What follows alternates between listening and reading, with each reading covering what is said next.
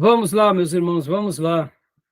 Nosso 9º dia de aula de História dos Avivamentos 2, segundo bloco. Estamos falando aqui sobre o movimento pentecostal e avivado no século passado e os seus desdobramentos.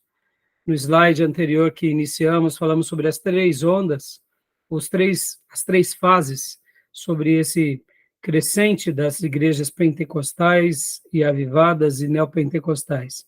Então, a primeira fase é com a Assembleia de Deus e com a congregação de 1910 a 1950. A segunda fase é com as igrejas que nascem logo depois, ali de 1950 em diante, até 70, que seria a Igreja Quadrangular, o Brasil para Cristo, e a igreja também conhecida como Deus e Amor, do missionário Davi Miranda, e depois a terceira fase, que é o movimento neopentecostal, e a gente falou ali sobre o surgimento dessas igrejas, começando ali pela IURD e tendo outras igrejas neopentecostais que nascem ali depois dela.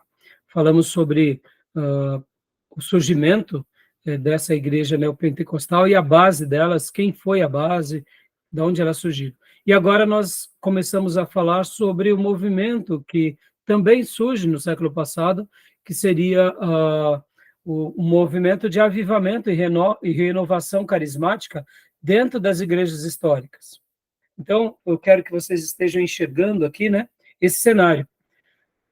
No contexto nacional, aqui no Brasil, temos as igrejas históricas que já estão estabelecidas aqui, surge 2 movimentos pentecostais que vão abraçando principalmente todo o interior do nosso país, principalmente as regiões mais pobres. Essas igrejas pentecostais vão crescendo. Na década de 50 vem movimentos de igrejas americanas, como é o Evangelho Quadrangular, surge a Igreja Brasil para Cristo, ou seja, olha o tecido aí, aquele tecido que era predominantemente histórico, foi tendo alguns grupos pentecostais, e de repente, algumas décadas depois, tem o quê? O surgimento de novos grupos pentecostais. E, como se não bastasse, algum tempo depois da década de 70, começam os neopentecostais. Mas também, nesse contexto interno, dentro das igrejas históricas, está acontecendo outra coisa, que é chamado movimento de avivamento. Ou seja, eles estão passando também por uma transição, um momento de um despertar. Porque, no primeiro momento, a igreja histórica viu o movimento pentecostal como algo muito antagônico.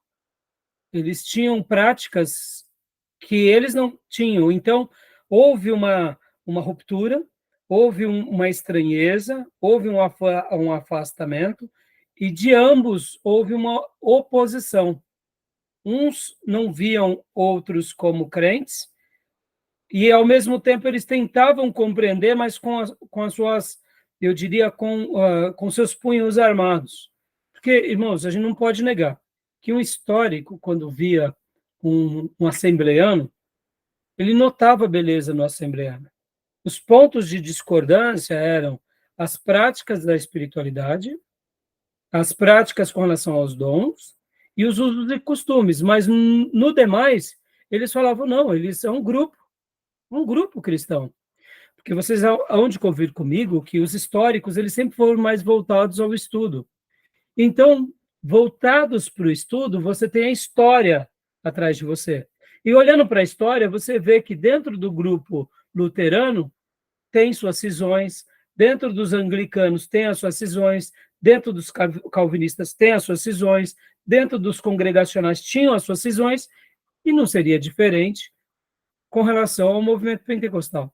De contrapartida, o movimento pentecostal via os históricos também como cristãos, mas cristãos estranhos, cristãos que se voltavam à intelectualidade, cristãos que se voltavam, eu diria, para uma prática que para eles era esquisita, porque eles não oravam pedindo cura, mas eram irmãos. Então, quer dizer, eles conviviam em certa harmonia.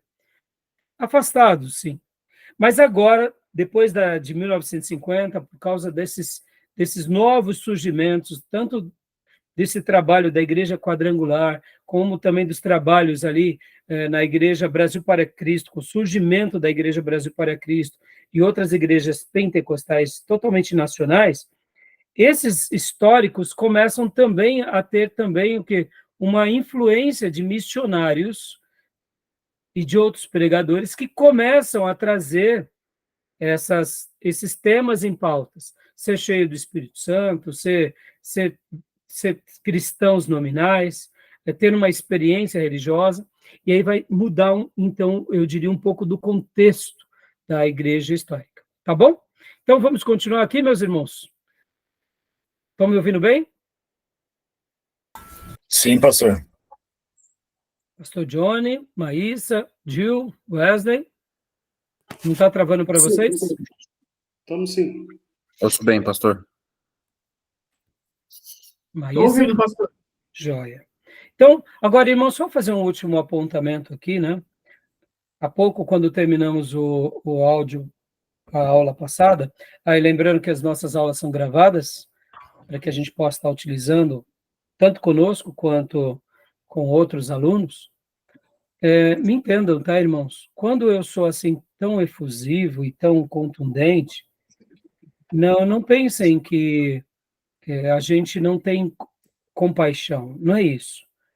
Eu tenho, e a minha oração sempre foi, Deus, traga de volta, eu oro pelos movimentos neopentecostais, eu oro, tem hora que me revolto, porque quando você pega um pastor neopentecostal usando a Bíblia para saquear as pessoas, isso me revolta. Deixa eu até falar uma coisa que eu aprendi com um pastor, que ele saiu do crime, né, esse pastor, e um dia eu conversando com ele, ele falou assim, sabe, pastor Rai, o pior roubo que existe, eu falei, qual? Ele falou, é aquele que as pessoas usam a Bíblia como sua arma. E como assim, pastor? E aí ele explicou, ele falou, quando eu era do crime, eu utilizava a arma. Eu fui para o crime, e aí Deus me salvou, saí do crime, Deus me libertou dos crimes, das drogas, e por isso que hoje eu trabalho com casas de recuperação para tentar tirar o maior número de pessoas dessa vida. Mas o bandido, ele escolheu errado, ele tem uma vida errada, mas ele está consciente disso, e ele usa uma arma que ele sabe que é um ato de roubar e saquear as pessoas. Mas pior do que essa arma, é a arma que as pessoas usam, como a Bíblia, para saquear as pessoas. Eu falei, parabéns, pastor, amei a sua comparação. Então, quando eu vejo os neopentecostais saquearem as pessoas com propostas que eles sabem que não vão acontecer nunca, é por isso que há uma revolta. E essa revolta, ela também é revestida de compaixão. Mas há uma revolta, irmãos, porque deixa eu só concluir aqui, talvez todos os meus apontamentos da aula anterior. Nós, como pregadores, não podemos esperar a perfeição, nem nossa, nem de nenhum pastor, porque o único perfeito foi Jesus. Amém até aí? Tudo bem? Amém. Não há perfeito. O único perfeito foi Jesus. Paulo não foi perfeito, Pedro não foi perfeito, Moisés não foi perfeito, Davi não foi perfeito. Os mais justos que a Bíblia cita é quem? Jó, Daniel, Ezequiel que faz a citação, né? Jó, Daniel Noé. e Noé. Então, na perspectiva divina, eles foram os mais justos, mas mesmo assim não quer dizer que foram perfeitos. E João Batista, que Jesus elogia. Mas fora desses, irmão, é tudo comedor de arroz e feijão. Então, eu não estou dizendo que a gente tem que esperar de um pastor perfeição. Mas o ensino de um pastor não pode ter imperfeição. Está aqui, ó. Está aqui, a gente tem que ensinar o livro todo. Então, eu sou imperfeito, mas a minha mensagem não pode ser imperfeita. Como assim? Eu tenho que só fazer uma leitura bíblica e ensinar o meu povo o que Deus espera para todos nós. Ora, eu vou dizer, façam assim como eu faço, e ora eu vou dizer, vamos fazer como Deus nos ensina, porque inclusive eu preciso. Os neopentecostais têm uma outra Bíblia que não tem nada a ver com essa Bíblia. Vocês veem as práticas dos cultos deles, é totalmente antagônico a essa Bíblia. É um misto de interesse, de ganância, de tudo que é errado, aí pega umas porção da Bíblia e encaixa nos cultos deles. Por isso que eu digo e faço as minhas denúncias. Porque eles não são lesados. Como dizia um amigo meu, que era católico lá do Pregão, ele dizia, eles não rasgam nota. Naquela época, eles falavam nota de galinho, né? Porque a nossa maior moeda na época do Pregão era 50. Hoje é de R$200, que é do Lobo Guará, né? Eles não rasgam nota de R$200. Eles pegam as notas. Então, assim, é diabólico.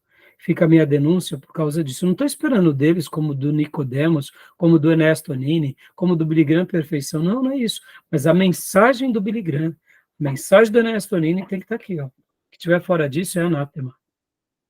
E é por isso que eu sou tão efusivo. E é por essa razão que eu faço as minhas condenações. Porque, infelizmente, eles criaram um povo capitalista, ganancioso, e é óbvio, irmãos, como eu disse, é um pano de fundo capitalista, ganancioso, por isso que eles têm cliente. Mas, para eu concluir, é uma rede multinível eclesiástica. Quem fica rico é quem? É o pastor. Irmãos, qualquer pastor que tenha essa percepção poderia ser milionário. Qualquer um de vocês aqui. Nós somos inteligentes, irmãos. Por que não enveredamos por esse caminho? Sabe por que não? Não é porque a gente não gosta de dinheiro. É porque a gente tem temor. Talvez vocês me escutem, quem for assistir essa aula no futuro, tem uma má impressão que tem algum problema contra dinheiro. Ô, meus irmãos, pelo contrário, não vejo nenhum problema a pessoa enriquecer. Pelo contrário, que Deus faça nos sermos muito ricos. Só que enriquecer na igreja com propostas erradas, a igreja não é um lugar para a gente enriquecer. A igreja é um lugar para a gente se santificar, se consagrar, crescer espiritualmente.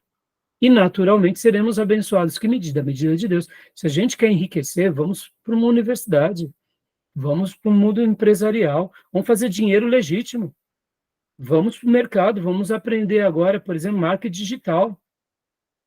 Tem uma garotada aí ficando rica, milionária, aos 22 anos de idade. Vamos aprender linguagem. Se esse é o seu objetivo, faça. Temos aí mercados de investimentos, de bolsa, temos tanta coisa, tanta criatividade. Temos, sabe, descubra o seu talento e seja rico, não é nenhum problema. Eu conheci pastores extremamente ricos, mas eles não fizeram da igreja o seu trampolim para a riqueza. Eles já eram prósperos. E só para fechar esse assunto, eu venho pregando uma série de mensagens sobre os profetas. E dentro dos profetas, Deus levanta profetas da corte. Um deles, o profeta Isaías, era um profeta da corte, famílias ricas.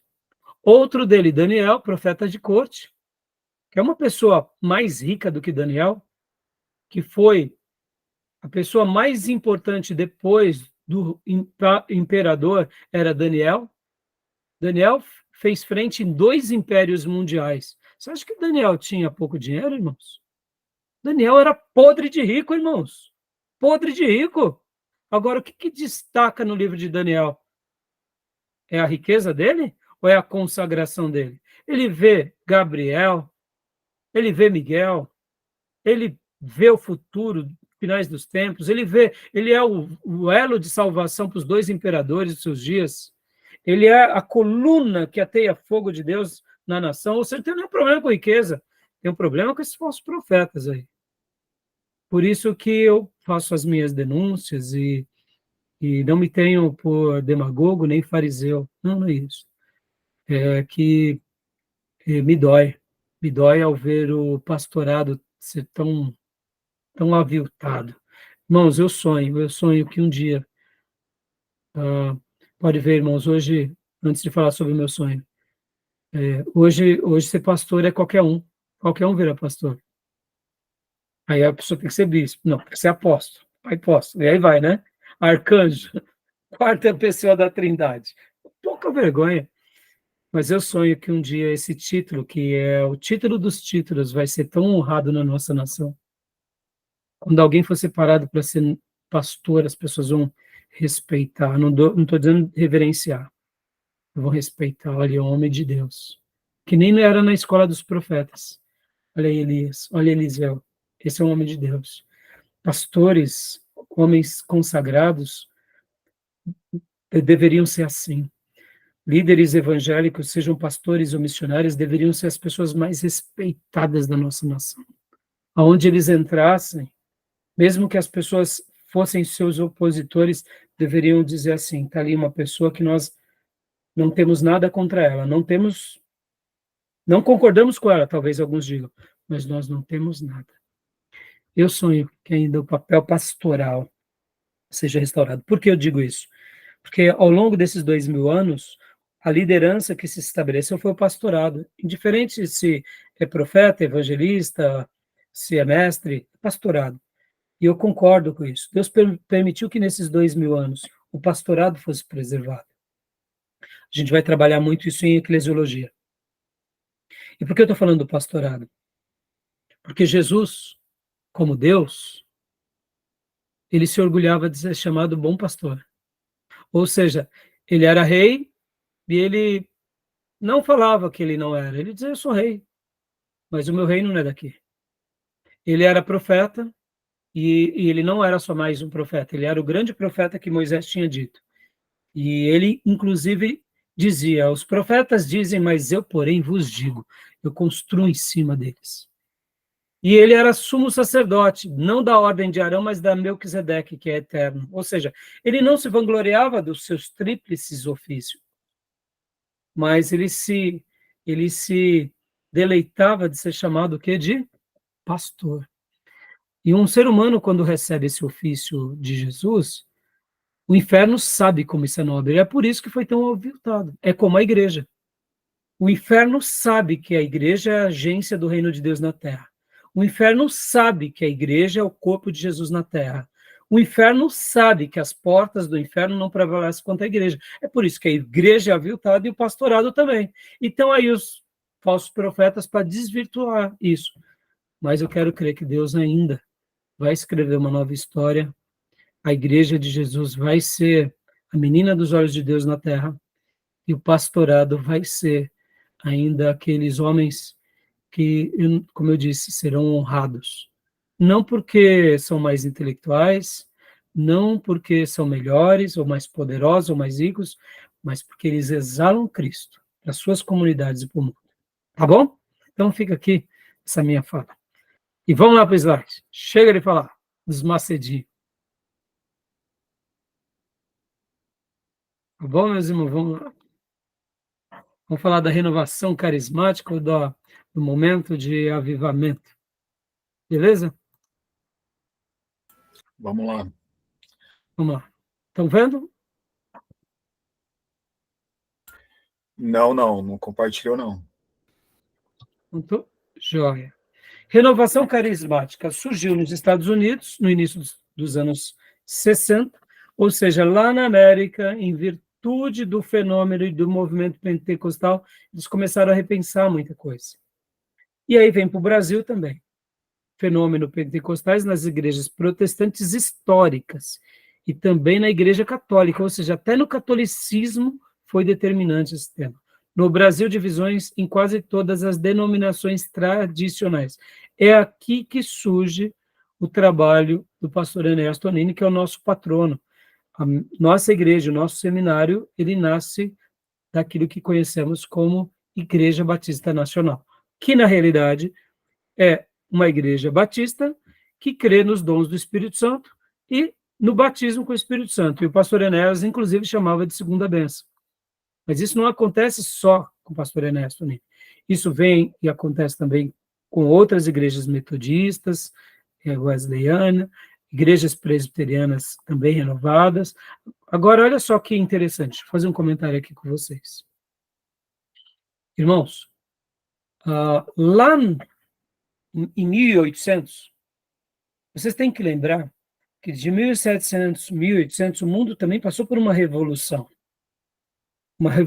industrial, uma revolução intelectual, se descobriram coisas demais em todas as áreas, e até nas igrejas eles ficaram muito catedráticos e muito acadêmicos, porque uma característica que se existia na modernidade é: tudo que eu provo é, se eu não provo, não é e não existe. Então, como que o mundo existia? Existe eletricidade? Existe. Eu vejo eletricidade? Eu não vejo. Mas eu provo que há uma corrente elétrica que liga essa lâmpada, logo existe. Há um sinal de telex, ou de telégrafo? Há um planeta que circunda outro planeta, e aí, bom, eles iam provando as coisas. Eles iam provando. Então, por quê? Porque era um momento de descoberta. Naturalmente, a igreja foi aviltada. É nesse período que também a igreja se torna muito intelectualizada, que os filósofos dentro das igrejas, eles acabam crescendo. Então, partes da Bíblia eram conservados e muitas outras partes virou mito, virou lenda. O Velho Testamento praticamente foi esquecido. Por quê? Como que você vai provar o dilúvio mundial? Como que você vai provar a Arca de Noé? Como que você vai provar o Mar Vermelho aberto, o Rio Jordão aberto? Como que você vai provar a queda de Jericó? Você não vai provar muita coisa, porque até aquele período se tinha, por tradição, que o berço da humanidade era o Egito, e não era a Mesopotâmia, não era aquela região ali dos caldeus. Então, ficou tudo muito questionado. Os milagres, então, começaram a ser questionados. O nascimento virginal, a ressurreição. E aí, irmãos, foi uma bagunça. Eu diria, poucos não caíram nesse engodo, principalmente os ingleses. Eles continuaram crendo na Bíblia, crendo no poder de Deus, e por isso que o movimento pietista e puritano na Inglaterra continua forte. E os americanos, quando eles são colonizados por esses grupos, principalmente pelos puritanos, como vimos nas aulas passadas, eles acabam ainda conservando um pouco isso. Mas era natural, irmão. Quando um filho de alguém ia para a universidade, começava a colocar em xeque. Aí vocês vão até entender melhor como foi difícil quando surgiu Darwin e a teoria da evolução. Aí foi um pandemônio, entendeu? Então, percebam que logo depois do movimento pentecostal, começa a voltar o povo de Deus começa a ter uma experiência sobrenatural. E aí é onde começam as coisas a melhorarem no que se diz respeito a um resgate à Bíblia. E aonde se potencializa tudo isso, irmãos? É bem simples. Tivemos a Primeira Guerra Mundial e a Segunda Grande Guerra Mundial. Ali foi o calcanhar de Aquiles da humanidade. Por quê? Porque se tinha como consenso, logo depois ali dessas descobertas tecnológicas, científicas da modernidade, que o ser humano ele iria evoluindo e com a evolução dele ele iria melhorando tudo e que ele iria atingir esse patamar de evolução ética, moral, por causa do conhecimento. E com todo o seu conhecimento vem a Primeira Guerra Mundial, e para piorar vem a Segunda Guerra Mundial, que culmina ali com as bombas de Hiroshima e Nagasaki. Ali foi o estupim para eles verem o seguinte, o ser humano tem tecnologia, o ser humano evoluiu, o ser humano conseguiu fazer coisas incríveis, até voar. Mas o ser humano é o ser humano pecador e que precisa de Deus. Aí por isso que no meio dessas crises acontece o quê? Uma redescoberta fé. A fé simples, a piedade. Aí onde nasce o que a gente conhece na sociologia de pós-modernidade. E aqui estamos. Então, quando vem esses movimentos pentecostais, e logo vem a Primeira Guerra Mundial, irmãos, pensem da força da evangelização na Primeira Guerra Mundial.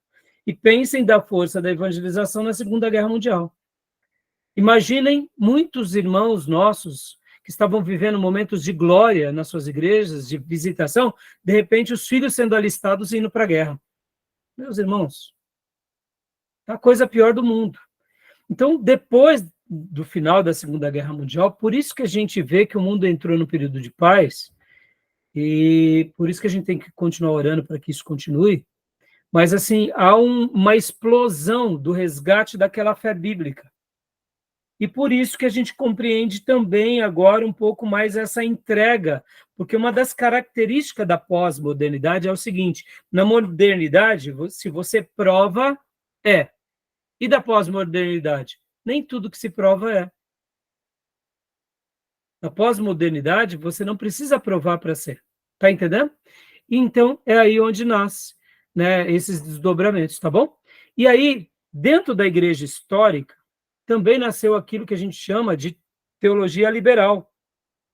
E aí vem os avivados para atear fogo também, para mostrar, não, vamos ser cheios do Espírito Santo, vamos ter consagração, vamos buscar a Deus. Por quê? Porque fora das suas fileiras estavam tendo o quê? Grupos menos intelectuais, mas que tinham um grau de consagração muito grande. Grupos que estavam vindo e tendo uma mensagem com mais poder. Aquele poder que Wesley, Whitefield viveram no passado, estava voltando às práticas em algumas pessoas. E aí é natural que comece um movimento de renovação carismática ou de avivamento, tá bom? Tudo bem até aí? Ficou claro? Beleza? Então, leia para nós, pastor Johnny, por gentileza, aqui, ó, dados sobre as principais denominações, só para a gente... Agora. Agora a gente vai Congregação. entrar... Então, desculpa, pastor, ó. Então, Imagina. aqui que surge, né? É claro, irmãos, aqui esse slide que a nossa irmã criou é só uma síntese. Muitas outras coisas e muitas igrejas nasceram desses movimentos, tá bom? Então, agora, dados sobre as principais dominações da nossa nação, tá? Por favor. Congregação Cristã do Brasil. Isso aí. Fundador, o italiano Luigi Francesco, 1966, 1964. 1800, perdão. 66, 1964.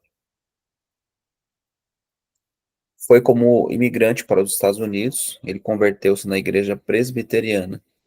Um dos fundadores da igreja presbiteriana italiana de Chicago, 1892. Joia.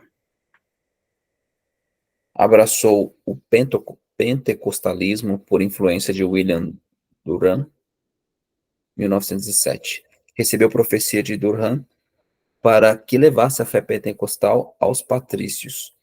Com Giacomo Lombardi, visitou o Brasil e a Argentina em 1910. A igreja de Buenos Aires não prosperou. Olha que interessante, irmãos. Indiferente das críticas, é nessas horas que a gente entende que Deus levanta pessoas como profetas, porque, olha aí, a igreja, congregação, está aí desde 1910, fez mais de 100 anos. Para ser mais exato, 114 anos. Então, é impressionante, né? Então, os primeiros grupos no Brasil, por favor, pastor. Vamos lá. Primeiros grupos no Brasil: São Paulo e Santo Antônio da Platina, no Paraná, aliás, perdão. Pregou na igreja presbiteriana do Brás, em italiano, provocando um cisma. Surgiu a congregação cristã.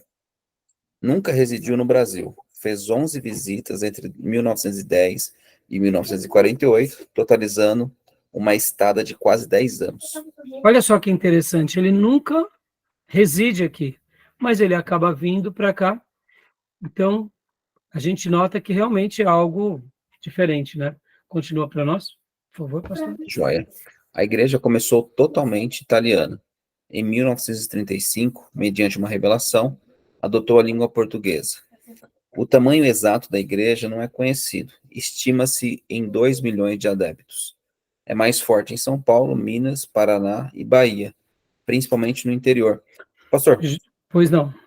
bom, ele tem raízes presbiterianas, mas Sim. a gente percebe que, eventualmente, o que eles, enfim, aderiram hoje não tem nada a ver. E isso se dá por conta do pentecostalismo ou as ramificações dentro da própria igreja tornam ela assim? Não, como eu disse, pode ver que ele foi influenciado pelo pentecostalismo. Né? E aí, ó, William Durham acaba sendo quase que o patrono dele. Sim. Então, a característica principal, pelo que nós entendemos, é isso, né? Eu não sou conhecedor, assim, muito grande da história, mas, assim, irmãos, você pode ver que eles até hoje são uma comunidade fechada também. Só que, diferente dos neopentecostais, irmãos, e aqui a gente tem que dar uma mão palmatória, como que em teologia nós classificamos a congregação? São nossos irmãos, mas eles têm práticas que nós não concordamos.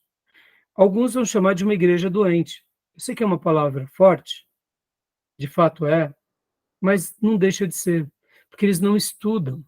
Muitos membros das igrejas da congregação estão presos à profecia do ancião. Por eles serem muito fechados, então acaba tendo, querendo ou não, uma influência muito forte por parte deles. Eles são proibidos de frequentarem outras igrejas. Então, assim, eles têm vários costumes assim, e os mais radicais chegam a ser doentes mesmos. Isso é um fato. Já conheci. Mas eu também conheci muitos irmãos da congregação que são cristãos. Amam a Deus, amam a Bíblia, são leitores da Bíblia, vorazes, homens de piedade que fogem do mundo, fogem do mal, e que têm ali, dentro da sua irmandade, uma fé. E uma fé entregue mesmo. Você vê que são solidários. Irmãos, podem ver, eles não se envolvem em política. Quando alguém começa a se enveredar para a política, eles deixam de lado. Eles, por serem esse grupo fechado, eles acabaram criando ali seus próprios critérios de crescimento. Por exemplo, como que eles constroem as igrejas? Eles constroem pelo voluntariado. Então, eles se reúnem e os pedreiros dedicam a sua mão de obra, os empreiteiros a sua mão de obra, os que têm tinta doam as tintas, os que têm material de construção doam a construção, e aí, irmãos, podem ver que em pouco tempo eles levantam uma igreja, geralmente sempre bem localizada. Uma coisa que eu admiro é a uniformidade deles. Geralmente eles pegam o lugar mais alto da cidade, constroem a igreja para que destaque-se que ali há uma igreja. E o que acontece que eles fazem que é muito interessante? Então, quando está construindo uma igreja aqui, por exemplo, na região do Alto Tietê, eles se unem na construção até ela acabar. Depois que ela é concluída, assume-se ali uma liderança, que eles chamam de ancião. Percebam, quando fazem ali uma definição que é uma igreja doente, é porque eles acabam não querendo se misturar com os demais, tanto é que eles não podem dizer que nós não somos crentes. Então eles falam que nós somos primos. Vocês já viram isso? Falam, eles são os nossos primos. Eu não sei. Deus não teve sobrinho, Deus só teve filho, né? Então, assim, por isso que há uma rixa, né? Eu procuro tentar não acentuar a rixa, mas eu não posso negar sobre os erros doutrinários, teológicos e até algumas heresias.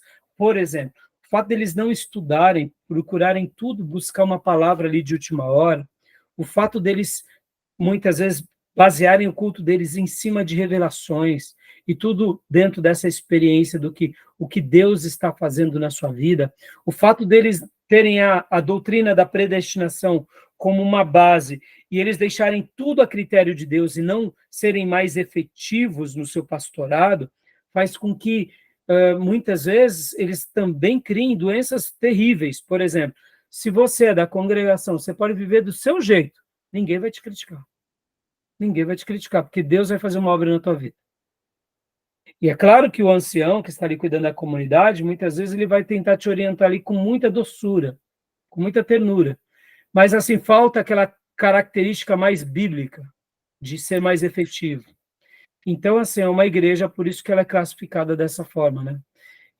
Então, assim, não sei se eu te respondi, pastor.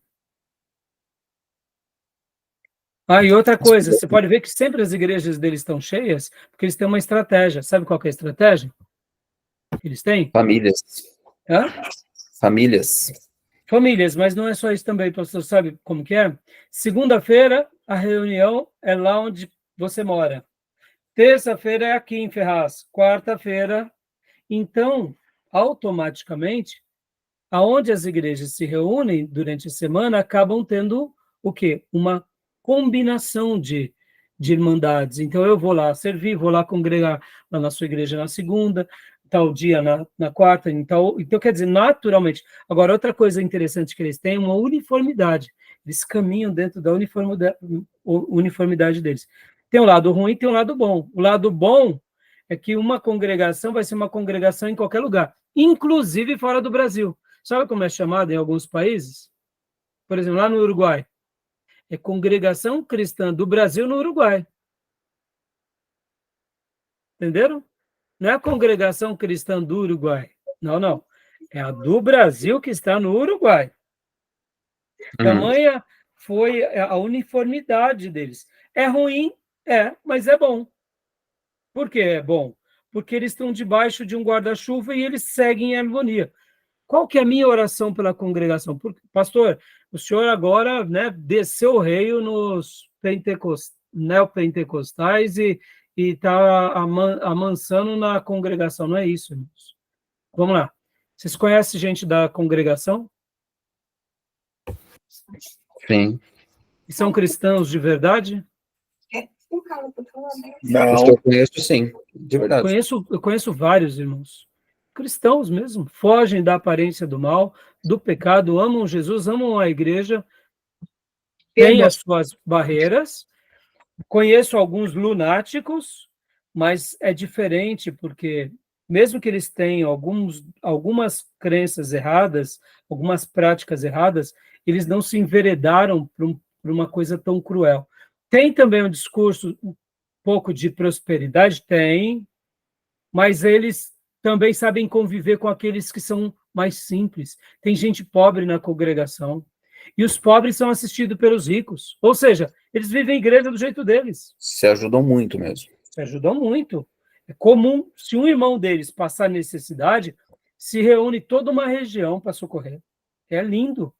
Você não vê isso nas neopentecostais. Nas neopentecostais, essa pessoa vira rotulada como um fracassado, que não crê em Deus. Lá não. Então, percebam, a gente vê a essência de Jesus lá. Entendeu? É o que eu penso, irmãos. Podem ter, mas assim, não tira os erros, que são violentos, né? E então, assim, principalmente nessas questões das revelações, essas questões da proibição do estudo, e principalmente a maneira em que eles não sabem articular. Eu acho que eles perderam muito de não terem contato com as igrejas evangélicas. Eles poderiam ser como eles são, mas tendo contato. Isso eles iam ganhar muito. Mas, tem coisa que não está na gente, né? Tudo bem? Alguma dúvida? Alguma pergunta, irmãos? Eu acredito que é mais pelo receio de se contaminar com alguma coisa, né? Por isso que eles são tão, assim, segregados das outras denominações. Sim, são sim. É isso aí, Gil. É uma maneira de se blindar, Gil. E aí, Gil, aqui, lamentavelmente, abrindo meu coração, infelizmente, se perdeu esse respeito. É o meu reino, né? Não é o reino de Deus, entendeu, Gil? Então, infelizmente, pode ver que até nós que temos, assim, denominações mais históricas, sofremos desse mal, porque a gente libera um irmão nosso para ir ajudar numa outra igreja, quando vai ver, o próprio companheiro de ministério já está querendo catar o nosso irmão. Então, assim, infelizmente, é um mal que nos assiste. O mal dos nossos dias, que não era para ser assim. Não era para existir isso, né? Tá bom? Então, pastor Johnny, continua para nós, por favor. Joia. A igreja rejeita métodos modernos de divulgação, como rádio, televisão, literatura e pregação ao ar livre. Aceita a doutrina da predestinação e valoriza a inspiração direta. Tudo é feito mediante revelação. Igreja extremamente conservadora, estilo de templos, costumes, culto. O culto é sóbrio e compenetrado. Dá-se muita ênfase aos testemunhos. O sexo ficam separados, as mulheres usando véus. A congregação cristã não coopera com as outras igrejas, mesmo pentecostais. A estrutura é simples, com no mínimo de burocracia. Há uma convenção anual no Brás, não há pastores, somente anciãos não remunerados. Os líderes são praticamente anônimos, ideal apolítico. Outras características: forte dualismo, matéria e espírito, solidariedade, obra de piedade, seriedade na área financeira, caráter familista, tradição oral, pudor quanto ao elemento humano na obra religiosa. Então, eu te dar uma pausa aqui, irmãos. Quando formos estudar a matéria religiões comparadas, aí a gente vai mergulhar um pouco mais. Então, tudo bem até aí? Joia? Agora vamos Sim. um pouquinho para a Assembleia de Deus, que faz parte da pauta, né? Gil, leia para nós, por favor. Ok. Fundadores: suecos, Gunnar Wingren, 1879 a 1933, e Daniel Berger, 1885 a 1963. Também foram como imigrantes para os Estados Unidos. Eram batistas e abraçaram a fé pentecostal em Chicago. Então, perceba que a família, o nosso irmão que funda a igreja Congregação, ele era ítalo-americano e ele tem uma origem presbiteriana. E agora aqui nós estamos diante de 2 suecos que também vão para os Estados Unidos e se tornam americanos, só que eles são batistas. Então, há quem diga que a Igreja Batista, a Assembleia de Deus, é a filha mais velha da Igreja Batista. E a Batista Nacional, a Batista Renovada, é a filha mais nova da Batista brasileira. E é verdade, porque eles têm essas características, né? Pode ler, Gil, para nós? Beleza. Mediante uma profecia, concluíram que deviam pregar em um lugar chamado Pará. Em 1911, chegaram a Belém do Pará, cuja igreja batista tinha um pastor sueco, Erik Nilsson. Alguns meses depois, sua mensagem dividiu a igreja, surgindo o primeiro grupo da nova denominação. Joia. Olha que interessante. Dizem que a experiência deles, irmãos, foi bem curiosa. Eles estavam orando em cima de um mapa mundi, e quando eles estavam ali orando, Deus falou alguma coisa para eles sobre o nome Pará. Então, quando eles colocaram, né, no caso, começaram a procurar, Deus estava falando com eles Pará, sobre alguma coisa do Pará. E aí o que acontece? Eles notaram que no mapa do Brasil, deixa eu até compartilhar aqui com vocês, havia uma região que tinha esse nome de Pará. Então, segundo né, as histórias, aqui, ó, Pará, Belém do Pará. E aí é onde eles vêm para o Brasil. E o interessante é que a Assembleia de Deus, irmãos, ela vai começando em todas essas regiões mais pobres, nas costas e nos interiores do nosso país. Pode ver, irmãos, até hoje é característico que a Igreja Assembleia de Deus, ela tem uma força poderosa na evangelização nacional. Aonde há uma comunidade que se estabelece, aonde chega o correio e a Coca-Cola, se não antes chega um ponto de pregação da Assembleia de Deus. Já notaram isso, irmãos? Isso é admirável. Isso é absurdo. E eles criaram força porque eles foram trabalhando com as massas e também por causa da sua mensagem de transformação, a experiência, aí onde entra, irmãos, a questão da experiência. Pessoas que eram viciadas, que viviam no paganismo, foram libertas, e aí o negócio vai, né? Interessante isso, né? Então essa é uma das questões, né? Porque dizem que realmente foi em Belém do Pará. Interessante, não? Interessante. Né? E a gente não pode negar que é uma igreja que cresce e que tem uma força absurda. Aí, por que eles tornaram-se esse grupo sectário? Não foi, num primeiro momento, porque eles queriam, mas porque os próprios históricos, aqui, ó, não quiseram saber, porque a mensagem deles era muito esquisita, entendeu? E aí eles foram literalmente convidados a se retirar. Tipo assim, pera lá, a gente não fala de poder, a gente não fala de... Vocês vêm com essa mensagem, começou a criar essa separação. Então, leia para nós, Gil, por favor. O primeiro nome do novo grupo foi Missão da Fé Apostólica. Depois foi mudado para Assembleia de Deus. A partir de 1914, outros missionários suecos vieram auxiliar os pioneiros. Em 1930, a Assembleia de Deus se tornou autônoma da missão sueca. A sede do trabalho foi transferida para Belém, para o Rio de Janeiro. De Belém para o Rio. Isso, de Porque Belém para o Rio. Isso, né? Belém do Pará para o Rio, ali Madureira. Então, aí a gente, né? Continuando aqui, pode ler. Em 1930, a congregação cristã tinha mais do que o dobro de membros da Assembleia de Deus. Ao final de 40 anos, a Assembleia de Deus suplantou a sua rival. O caráter Não ao final de 40 anos, Gil, no final dos anos 40, ou seja, até 30 a congregação era mais forte, mas nos anos 40, aí a Assembleia de Deus é facilmente explicado, irmãos. A proposta da evangelização está na veia de um assembleano. Então, né? Pode continuar, meu irmão? Por favor.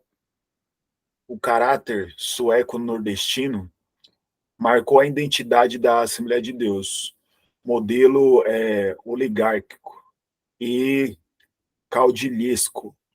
Essa palavra caudilhesco é cabeça, é aquele que é o cabeça. Então, por exemplo, é bem característico que entre a Assembleia de Deus há uma valorização pelos seus líderes. É uma questão cultural deles. Então, por exemplo, só para vocês terem uma noção, quando um pastor, que eles são divididos hoje em setores, né? Então, vamos pôr aqui na Alto Tietê. Então, tem um setor responsável pelas Assembleias de Deus do Alto Tietê. Supondo que sou eu o responsável pela igreja do Alto Tietê, eu chego em qualquer igreja, o pastor para de fazer o que tiver, e ele fala, irmãos, está conosco o pastor, no caso Raimundo, ele acaba de entrar, pastor, o senhor quer uma palavra, o senhor quer falar alguma coisa?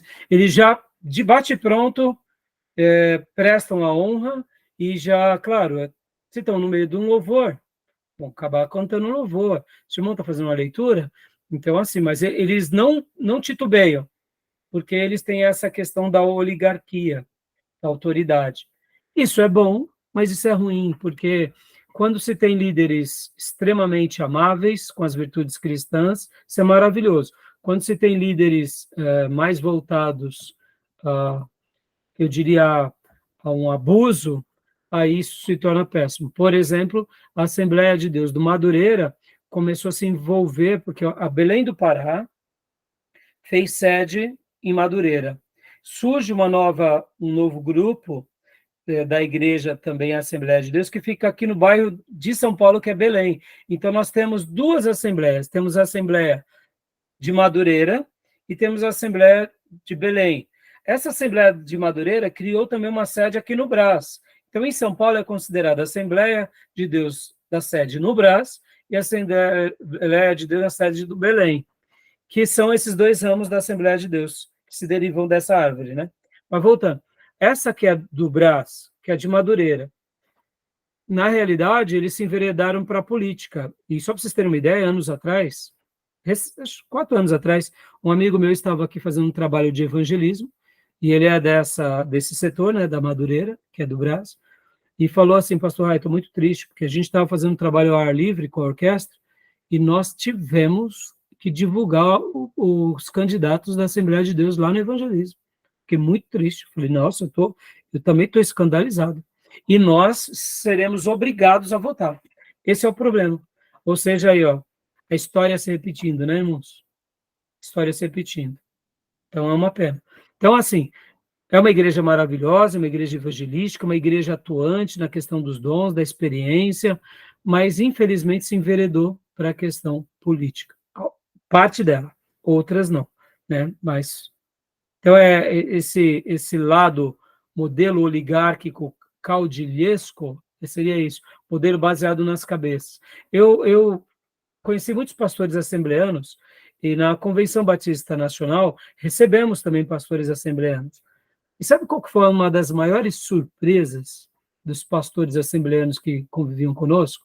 Que nas nossas reuniões de café da manhã, nos nossos cultos e nos nossos congressos pastorais, Os pastores da Assembleia de Deus se assustavam, por exemplo, perguntavam, é esse daí o pastor Enéas Tonini? É. Mas ele está tomando café com vocês, café da manhã? É, eles tomam. Mas vocês têm contato com o pastor Enéas Tonini? Tem. Eu vou na casa dele. Não acredito, porque você entende? Não tem essa questão oligárquica. Irmãos, pode ver que a igreja metodista, tá, ela tem a questão oligárquica, ela tem os bispos. Mas John Wesley não era uma pessoa inacessível. Está entendendo? Nas neopentecostais, eles são inacessíveis, né? Você consegue ir na casa do Edir Macedo? Você consegue chegar nele? Não, são inacessíveis. Então, essa questão da oligarquia é muito perigosa, tá bom? Mas, em eclesiologia, a gente trabalha melhor essa questão, tá bom? Beleza? Tudo bem? Continuando aqui. Dá uma empoderada demais no homem, né, pastor? Opa, os medalhão. Só para vocês terem uma ideia, Gil, só para vocês terem uma ideia, quando um pastor faz teologia, ele recebe o diploma de bacharel, é seguro o pastor. Entendeu? Aí mestrado, então, doutor, eles têm muito medalhão, entendeu? Tem um pouco da história, tem um pouco da identidade. O nordestino é assim, pode ver que o nordestino, eu sou nordestino, o nordestino, você tem o quê? Você tem faculdade? Tem faculdade, você fala comigo. Não tem, fica com os peão.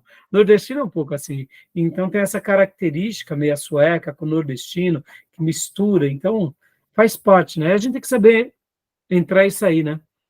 Pode ver os coronéis políticos no Nordeste. Eles são acessíveis? São intransponíveis, né? Tá bom? Continua para nós, Gil, por favor. Ok.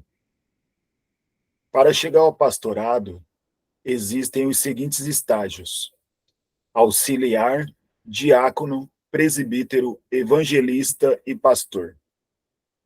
O pastor presidente tem muita força, é um verdadeiro bispo. Exemplo, pastor Uriel de Jesus, em Boston. Ou seja, lá eles não têm essa nomenclatura de bispo, mas o pastor presidente é o chefão, tá bom? Então, aqui são alguns outros dados, né? Pode ler para nós, Gil, por favor. O órgão máximo é a Convenção Geral. Há 47 convenções estaduais e ministérios afiliados. Uma convenção independente e forte é o Ministério do Madureira, fundado por Paulo Macalão. Foi excluído da Convenção Geral em 1989. Congrega cerca de 1/3 da Assembleia de Deus. Aí aqui é o material que eles têm, ó, que seria o Jornal Oficial Mensageiro da Paz, criado em 1930. Criaram a Casa Publicadora CPAD, foi fundada em 37. Na década de 90, a Assembleia de Deus tinha de 7 a 10 milhões de membros no Brasil, e a Assembleia de Deus americana tem cerca de 2 milhões. Nós, talvez vocês não saibam, irmãos, mas só para vocês terem uma noção, a maior Assembleia de Deus no mundo é a brasileira. Foi criada nos Estados Unidos, mas é a mais forte, né? E, assim, não podemos negar que é uma igreja que Deus levantou na nossa nação, né? Tá bom? Beleza? Alguma dúvida? Não? Né? Agora vamos para o último slide. Hã? Eu tenho. Pode falar. Quando ocorrem essas ramificações, eventualmente em cada denominação, né, embora tenha Assembleia de Deus, mas Ministério Belém, enfim, Madureira, são lideranças distintas, no caso, né?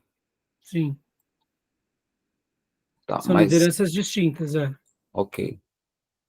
Não, ok. Mas só para... Não, sim, pensa, pastor, aquela questão... hoje em dia, não... Vamos pegar aqui, depois da década de 80, 90, não surgiu várias outras Assembleias de Deus, Ministério São Mateus, Vitória Assembleia em de Deus, né? São grupos que acabam tendo uma cisão, porque no primeiro momento, como eles sempre foram oligárquicos, eles sempre centralizaram, mas chega uma hora que você não consegue mais, né? E ainda mais com a criação da CPAD, começam a estudar, né? Num primeiro momento, por uma questão de público que eles alcançavam, eles eram um pouco limitados ao conhecimento, mas depois, pode ver, hoje a Assembleia de Deus ela faz um serviço muito grande nessa questão da literatura, da teologia, se tornou uma igreja inteligente. É uma igreja atuante, uma igreja inteligente, uma igreja militante. Irmãos, o que me impressiona na Assembleia, que você pega aqui a questão de Suzano, tem umas igrejas gigantes da Assembleia de Deus, né? Alguns anos atrás, eu tinha feito um levantamento de quantas igrejas tinha na cidade, aqui de Ferraz, só a Assembleia de Deus era 37, eu fiquei impressionadíssimo. Eu falei, pelo amor de Deus, hoje deve ser mais de 40, 50. É um grupo muito forte. Muitas vezes você está andando nos bairros, você vê uma igreja bem organizada, está lá, Assembleia de Deus. Uma igreja bonita, que cabe 50 pessoas, 100 pessoas, bem estruturada. Então, assim, é uma igreja muito militante, né? Que Deus conserve eles e que ajude eles e que livre eles da política e que faça eles voltar para a Bíblia cada dia mais, né? Porque essa questão política, irmãos, podem ver quantos cantores pentecostais foram para a política, quantos pastores. E aí eu pergunto, o que eles têm feito lá? Tem feito um trabalho, mas perigoso, né? Tá bom? Não estou querendo ser apolítico, não, mas é uma questão perigosa. Beleza, meus irmãos? Eu esqueci de cronometrar. Quanto tempo já está dando? Eu acho Pastor, que eu já não deu, coloquei, pastor. mas eu acho que já deu também, porque a gente deve ter começado umas 9 horas, eu acho. Então vamos parar? 9, Para a 5. gente ir para o último bloco. Agora eu vou fazer uma leitura bem rápida do último slide para a gente ir para as outras coisas que eu separei para vocês, tá bom? Beleza? Então vamos parar aqui. Alguma pergunta, meus irmãos? Não, não. Não? Tranquilo? Então eu vou parar a gravação, tá bom? Beleza.